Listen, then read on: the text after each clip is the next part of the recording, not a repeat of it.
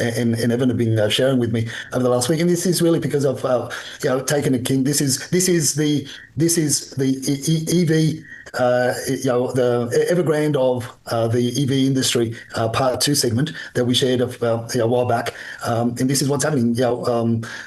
Spontaneous combustion across many parts of China. You've got EVs.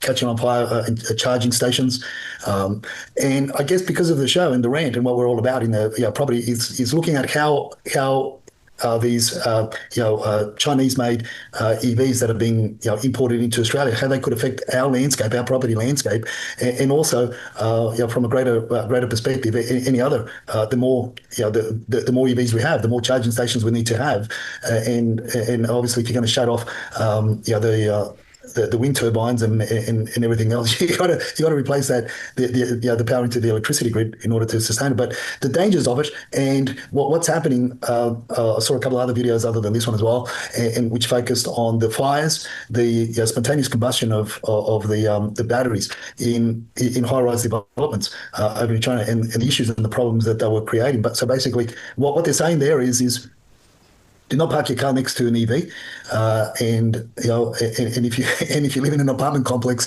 that you've got to be extra careful, because they are a lot of these fires are, as I said, from spontaneous combustion. A number of them is from minor accidents and bumps that they've had, and the owners aren't aware of that. That it's created an issue in the circuit boards, and that issue just is amplified over time because they're not aware of it. Martin, this is what they're showing. Obviously, a lot of these videos they get posted on the social media platforms over in the mainland China. They get taken down quick smart because of the controls that they have there, and unfortunately. We're getting inundated with a lot of BYDs, and this is where most of the problem. There is another brand as well that they're pushing, but it's not so much the brands that come out of China, but it's also the other brands, the global brands, but have the BYD batteries in them as well, which become the issue. So look, I'm not a fan of EVs in general. I'm not trying to push any other brand. But it's just the general terms. And what is it? What think of the landscape in 12 months' time, in 3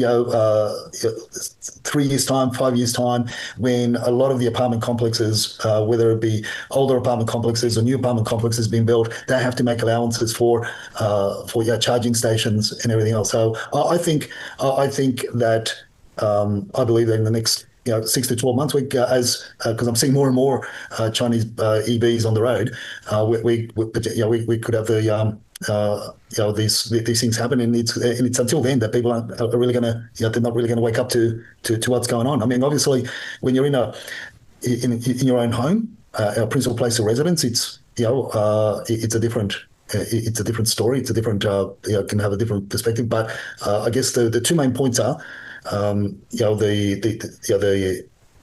the concerns over the EVs in parking stations or in high-rise development complexes in the basement car parks, and secondly, what they're saying also was if you just can't get away with having small bumps with EVs without and thinking, oh yeah, nothing happened, it's only a minor scratch. You've got to really get it checked out. Yeah, I think it's a very important point you're making there. When we don't know the full story, of course, but the number of conflagrations do seem to be rising. And as you say, if it's in the basement, that's a problem. If you've got lots of other cars and everything and people living above, and the more important one, I think, is this accident one, where effectively you have even low-speed collisions can create problems too. So, yeah, very important to keep an eye on it. And as a tip for 2025, I think it's really important. Edwin, thank you very much. A very important conversation once again this evening. I'll look forward to doing it all again next week, and God only knows where we'll be by then, but I'm sure we'll have another conversation nevertheless, and I'm sure it'll be worthwhile. So thank you very much. The conversations are always worthwhile, Martin. And today's we had four positive points. Next week, I'm hoping that we'll have 5. I'll hold you to that. We'll see you there. Take care.